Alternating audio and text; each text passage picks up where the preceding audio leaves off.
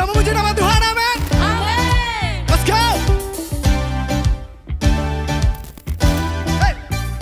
Kasih yang begitu besar, lebih kuat dari dosa. Kasih yang menemukanku, selamatkan dan pulihkanku. Ku naikkan syukurku, ku tak akan berhenti memuji, meninggikan namamu selalu, menari, memuliakanmu. Dibebaskan, dibangkitkan, hidup yang kau beri dan kini hanya untukku. Come on.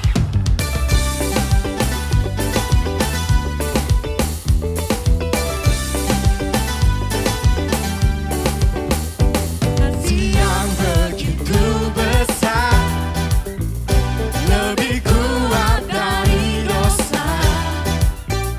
Kasih yang menemukanku, selamatkan dan pulihkanku. Kami angkat tangan kami Tuhan, ku naikkan syukurku, ku tak akan berhenti memuji, meninggikan namamu selalu, menari, memuliakanmu. Dibebaskan, dibangkitkan, hidup yang kau beri dan kini hanya untukku.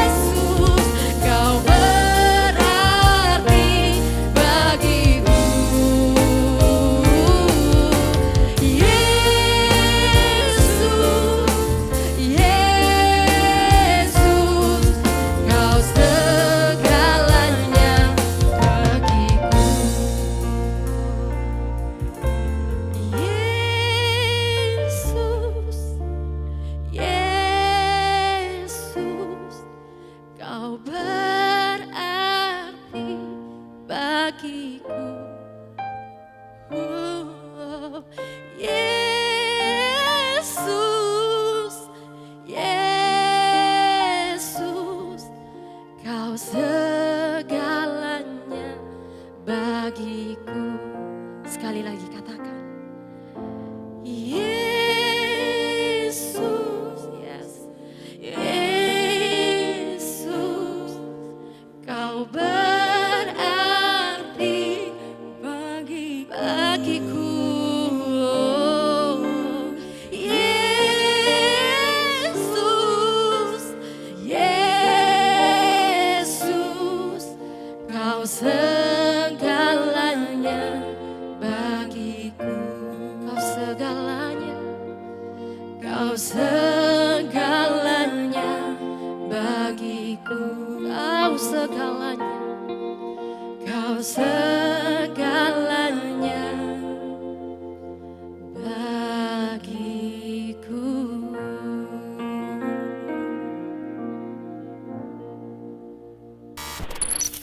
Shalom semuanya. Di dalam Kristus Yesus, kita ini adalah pahlawan Kristus.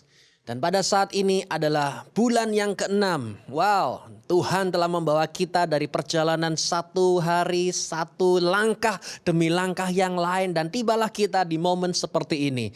Dan melalui ibadah ini, kami berdoa supaya saudara dapat bertumbuh semakin mature di dalam Kristus Yesus Tuhan kita.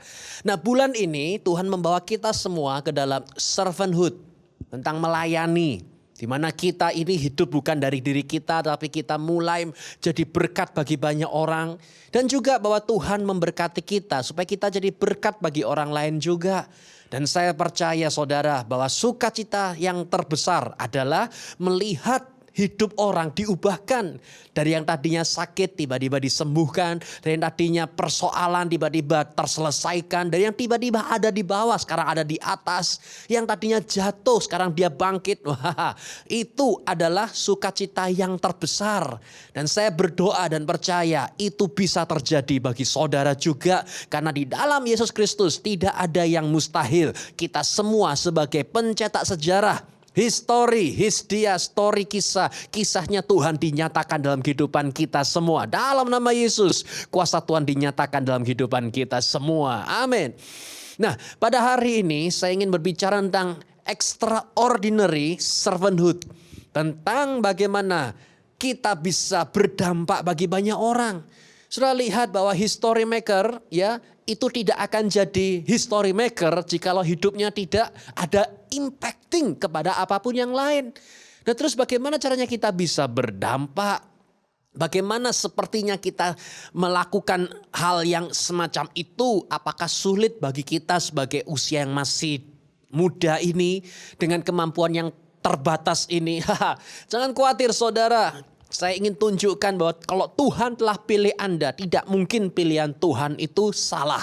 Hari ini juga kuatkan dan teguhkan hatimu. Karena engkau sedang dipersiapkan Tuhan untuk bisa berdampak dimanapun engkau berada. Amin. Oleh sebab itu, siapkan hati saudara. Saudara bisa screen capture jikalau ada yang kena di hati Anda menjadi sebuah rema. Dan postinglah di sosial media saudara, di story atau di feed Instagram atau Facebook. Dengan tujuan apa? Supaya orang lain juga bisa mendapatkan kabar baik ini tentang apa yang sudah Tuhan kerjakan dalam kehidupan kita semua. Saya percaya hanya di dalam Kristus saja kita bisa menjadi berbeda dan berdampak dengan luar biasa. Amin. Oleh sebab itu mari kencangkan sabuk pengaman. Kita akan berjalan bersama-sama dan melihat bahwa hidup kita akan berdampak dengan maksimal. Nah, sebelum itu mari kita berdoa terlebih dahulu. Ayo kita berdoa. Tuhan Yesus, berbicaralah kepada kami pada hari ini. Momen ini di mana kami membuka hati, di mana Engkau akan menabur benih dan benih itu akan tertanam, bertumbuh dan berbuah dengan luar biasa. Tuhan, kami percaya selesai ibadah ini kami akan dibawa oleh Tuhan naik level ke dalam satu destiny yang sudah Tuhan siapkan. Bicara Tuhan, bicara dalam kehidupan kami. Dalam nama Yesus, percaya kita ini para pencetak sejarah, sama-sama katakan amin. Luar biasa. Oleh sebab itu mari kita buka firman Tuhan di dalam 1 Petrus pasal 4 ayatnya yang ke-10. Ingat judulnya adalah Extraordinary Servanthood. Nah, firman Tuhan berkata seperti ini. Sesuai dengan karunia yang telah engkau peroleh. Anda lihat, ada karunia yang telah diberikan oleh Tuhan kepada Anda dan Anda telah memperolehnya itu. Oke. Lalu karunia yang kita dapatkan dari Tuhan itu dibagaimanakan? Firman Tuhan berkata, layanilah seorang terhadap yang lain sebagai pengurus yang baik dari anugerah Elohim. Loh, berarti anugerah atau karunia yang kita terima dari Tuhan itu dipakai untuk apa? Melayani seseorang yang lain. Sebagaimana kita ini adalah pengurusnya Elohim, sebagai tangannya Elohim. Anda lihat ayat yang ke-11 berkata begini. Jika seseorang berbicara, biarlah ia berbicara tentang firman Elohim. Jadi kalau ada orang bicara, mulutnya itu harus selalu menyampaikan firman. Jika seorang melayani, biarlah itu dilakukan dengan kekuatan yang diberikan Elohim. Jadi kalau kita melayani, itu kalau dengan kekuatan sendiri itu mustahil. Tapi kalau Tuhan yang memberi kemampuan, maka tidak ada yang mustahil. Engkau pasti bisa. Amin. Dan supaya dalam segala sesuatu, lihat ya, Elohim dipermuliakan melalui Yesus Kristus. Jadi goal akhirnya adalah nama Tuhan yang dimuliakan. Bagi dialah kemuliaan dan kekuasaan sampai selama-lamanya. Amin. Nah, ada 3 poin di sini saudara. Extraordinary servanthood. Tentang melayani tidak akan bisa tanpa. Saudara tidak akan pernah bisa melayani dengan maksimal, dengan goal yang terbaik tanpa satu, love God. Tidak akan pernah bisa kalau saudara mencoba melayani tanpa mengasihi Tuhan. Berarti di sini poin yang pertama adalah Anda hanya bisa melayani secara extraordinary ketika Anda tahu satu yang pertama ini dulu, yaitu adalah mengasihi Tuhan, love God. Sudah tahu, sebelum kita bisa melayani, kita mesti tahu hatinya Tuhan dulu. Kita mesti tahu bagaimana Tuhan ini berkarya dalam kehidupan kita, dan kita ini bisa membalas kebaikan Tuhan itu seperti apa. Bagaimana kita bisa melayani seseorang yang lain? Bagaimana kita bisa melayani gereja kalau saudara tidak pernah mengasihi Tuhan? Jadi begini saudara, pertama kali kita ini mengasihi Tuhan, bukan? Nah, ketika kita mengasihi Tuhan, Anda mesti tahu kerinduannya Tuhan apa. Apalagi di dalam anugerah ini. Kita mesti tahu dulu saudara bahwa kita ini sebelum apapun yang lain kita lakukan, Anda mengasihi Tuhan dan hanya Tuhan saja. Karena begini, orang kadang-kala kalau misal melayani itu tujuannya adalah untuk dapatkan upah. Gitu? Misal kita punya pegawai atau pembantu gitu ya. Kenapa mereka mau bekerja di kita? Satu, untuk dapatkan gaji, untuk mendapatkan upah. Kan gitu. Ini adalah mitos. Sebentar, saya mau melakukan itu tapi tunggu dulu bayarannya berapa. Sebentar, saya melakukan ini tapi apa yang bisa saya dapatkan? Upahnya apa? Ah, lihat toh. Padahal status kita ini bukan budak. Status Anda dan saya ini adalah anak. Nah, anak melayani, anak bergerak atau anak bekerja bukan untuk dapatkan upah. Tapi untuk dapatkan apa? Benar, warisan. Nah, terus untuk bisa dapatkan warisan, terus apakah kita perlu hitung-hitungan? Setelah lihat itu gak akan pernah bisa maksimal. Nanti ya lama-lama kita bisa berkata gini. Waduh, ini kan bukan bagian saya. Ini kan bukan urusan saya. Ya suruh saja siapa yang ngurus. Bentar. Nah, ini yang terjadi. Jadi Anda tidak akan pernah bisa melayani dengan maksimal.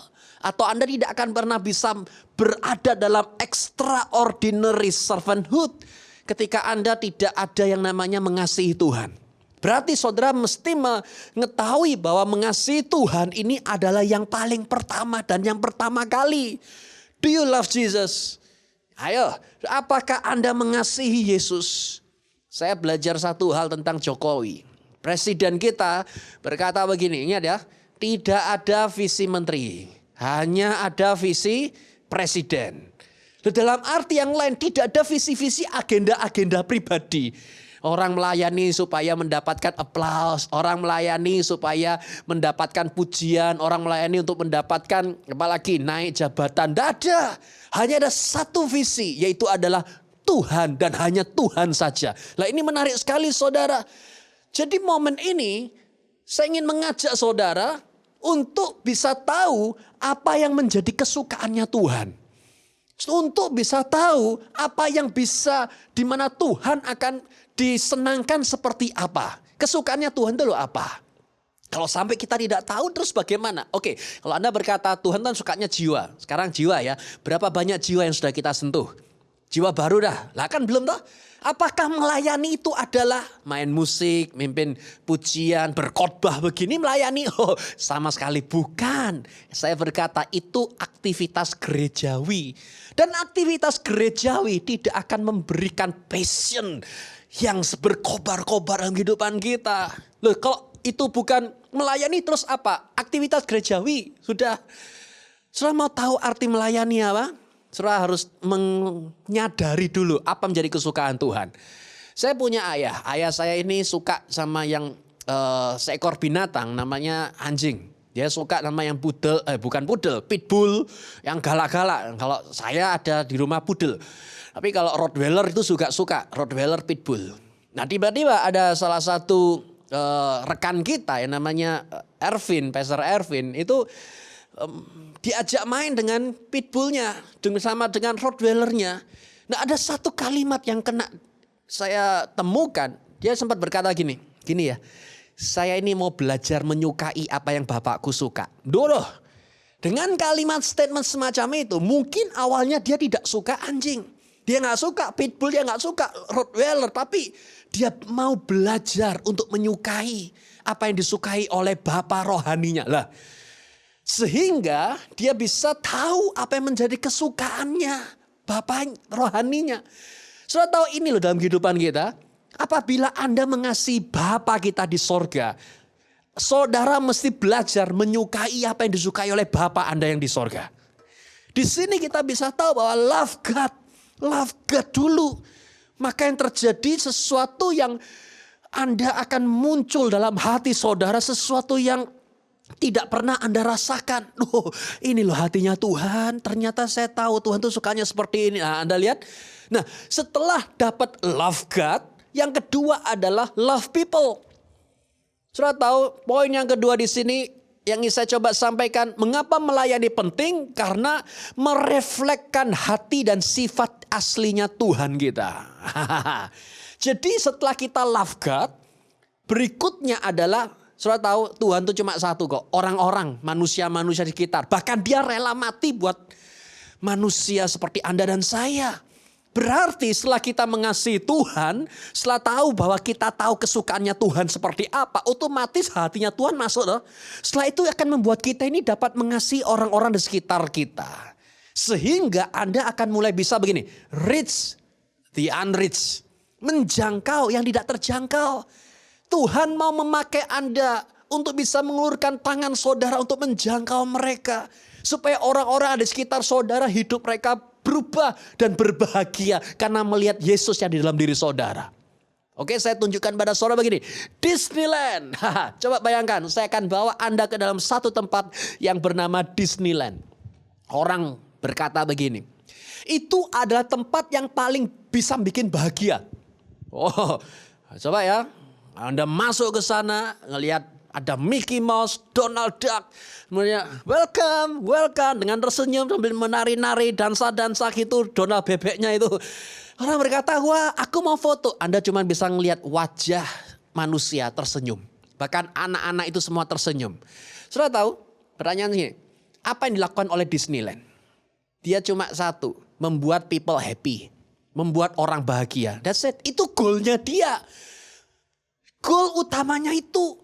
Membuat orang, bahkan melayani orang yang penting supaya orang tuh bisa happy gitu aja. Supaya orang bisa lupa akan masalahnya. Suatu itu Disneyland.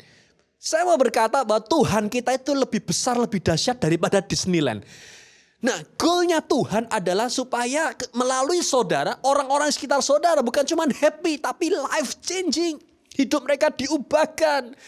Itulah sebabnya saudara, melalui saudara, ada banyak orang-orang hidupnya alami transformasi. Come on, you are making an impact. Di mana Anda buat dampak sekarang kepada manusia.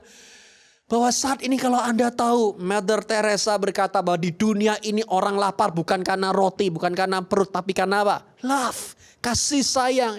Ulurkan tangan saudara kepada mereka semua. Saya percaya saudara bahwa tidak ada yang dapat membuat lebih bahagia selain melihat hidup orang diubahkan. Bahkan ada yang namanya Pastor Rehat Bongke berkata gini, hell empty, heaven full. Neraka kosong, sorga dipenuhi. Dengan apa? Jiwa-jiwa. Saudara tahu bahwa saat ini di mana Anda berada, bagaimana Roh Kudus menggerakkan saudara, mari kita bergerak dan menjadi dampak, menjadi berkat yang luar biasa. Karena Anda tahu bahwa dunia mau mengasihi orang, ada apanya dulu baru saya kasih. Gitu? Ada duitnya enggak? Baru saya kasih. Ada cantiknya enggak? Ada gantengnya enggak? Saya mau berteman sama dia kalau ada apanya dia. Nah itu dunia. Tapi kalau bersama dengan Tuhan itu apa adanya. Apa adanya, ya sudahlah, terimalah dia apa adanya. Saudara tahu bagaimana kondisi dan keadaan mereka. Tuhan membuka tangan dan berkata, come, it's okay, kadanglah. Karena pada saat engkau bersama dengan aku, engkau akan punya hidup yang berubah. Tuhan tuh begitu.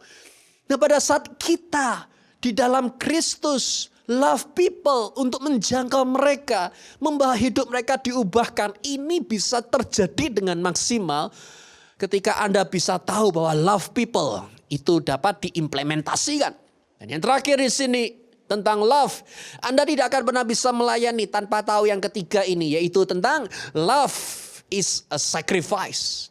Ya, jadi melayani kan harus dengan kasih. Kasih kepada Tuhan, karena Tuhan lebih dulu mengasihi kita.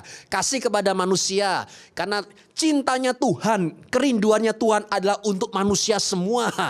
Ya kan? Yang ketiga tentang love. Mengasihi itu bukanlah heart. Kok bisa? Ada orang berkata gini, tahu nggak I heart you? I heart you, kayak lagunya itu kan I heart you. Bukan, simbolnya love itu bukan heart. Tapi simbolnya love itu apa? Cross. Dan cross itu apa? Sacrifice. Kok bisa? Coba lihat ya, yang terjadi gini. Kalau misal di dalam pernikahan, ada suami sama istri saling love one another, maka bukan dengan menggunakan heart, tapi menggunakan sacrifice. Ya kan suatu saat yang namanya suami berkorban untuk istrinya kan. Ya sudah tidak apa-apalah, kadang-kala aku pengen makan ini, kamu suka makan itu, saya korban dikit lah, kan gitu. Kemudian istrinya kadang-kala korban untuk suaminya. Ya sudahlah saya korban dikit lah, saya memahami seperti apa yang kau sadari kan itu. Nah, orang tua sama anak. Kalau orang tua itu cinta sama anaknya bukan I heart you my son, I heart you my daughter. No, tapi sacrifice. Ada berapa banyak orang sacrifice untuk anak-anaknya. Lebih baik inilah, saya enggak makan enggak apa-apa deh. Yang penting anak-anak saya bisa makan. Loh, yang penting anak-anak bisa sekolah. Ayo coba, kalau urusan anak, dia cinta sama anak, wah kan pasti besar. Tapi itu bukan love, heart. Tapi itu sacrifice. Nah bagaimana kita bisa melayani kalau kita nggak pernah love them. Atau mengasihi, bukan mengasihi tapi sacrifice. Ada sesuatu yang dikorbankan. Jadi apa yang saya coba sampaikan pada saudara saat ini adalah ya servanthood. Extraordinary servanthood. Karena Anda dipilih dan dipanggil Tuhan untuk menjadi dampak yang luar biasa. Dan ingat, melayani tidak bisa tanpa satu, mengasihi Tuhan. Melayani tidak bisa tanpa yang kedua, mengasihi manusia. Yang ketiga, melayani tidak bisa tanpa mengasihi, yaitu adalah tentang sacrifice. Saudara lihat, saya dapat message ini, hidup saya ini sudah kayak, wah benar juga nih ya. Berarti yang pertama dan yang paling pertama kali Tuhan dan Tuhan saja. Kemudian orang-orang sekitar kita, dan kemudian dengan cara sacrifice. Jadi melalui pesan ini, message ini, biarlah kuasa Tuhan semakin dinyatakan dalam kehidupan saudara. Karena saya melihat juga ada berapa banyak orang yang di dalam momen ini, ya, mereka kan work from home, tapi ada juga bagian mereka yang harus datang ke membawa waktunya, kemudian bikin ibadah online ini kan juga nggak gampang juga saudara. Mereka menyediakan waktu, menyediakan tenaga supaya saudara bisa menyaksikan dan beribadah bersama-sama.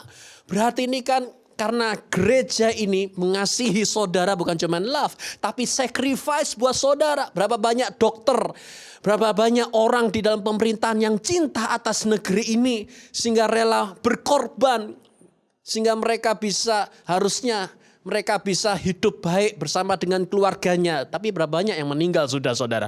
Berarti saudara bisa melihat, this is servant, melayani. Kita semua ingin mengucapkan terima kasih bagi semua yang telah menabur waktu, menabur tenaga, dan menabur firman juga pada semua yang ada. Dan biarlah firman yang ditabur tidak akan pernah sia-sia, tapi bertumbuh, berbuah, dan berdampak dengan maksimal. Amin. Itulah sebabnya kita akan akhiri ibadah ini. Dan dimanapun Anda berada, bersiap-siaplah. Karena Tuhan akan membawa engkau semua menjadi pribadi yang berdampak dengan maksimal. Amin. Mari kita berdoa. Tuhan, terima kasih atas anugerah yang luar biasa. Dalam nama Yesus, Tuh bungkus dengan kuasa darah Yesus. Firman ini jadi dalam kehidupan kami. Bahwa kami sudah dipilih dan dipanggil Tuhan dengan maksimal. Dalam nama Yesus, percaya sama-sama katakan. Amin. I don't wanna be on my phone, but I can't be alone. Welcome to the modern way. I'm trying to be somebody I'm not, but it's not what I want. And tell me there's another way. All of the lights are chased and not faded. All the cheap thrills were only time wasted. Tell me. Yang bersuka cita mana suaranya?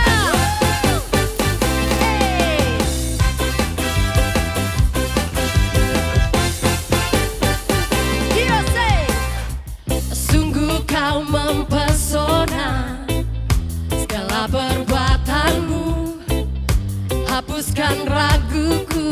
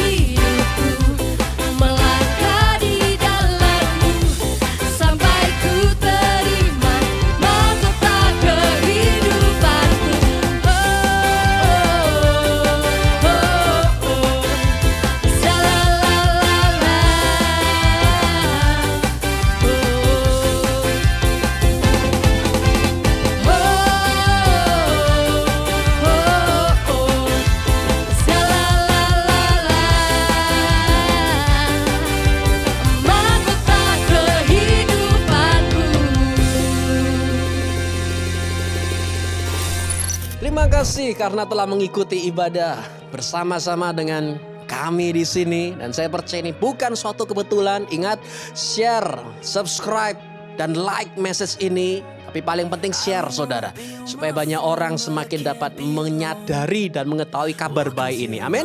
Mari kita berdoa bersama-sama, kita akhiri dalam kasih karunia Tuhan kita. Mari kita angkat tangan bersama-sama. Tuhan, terima kasih.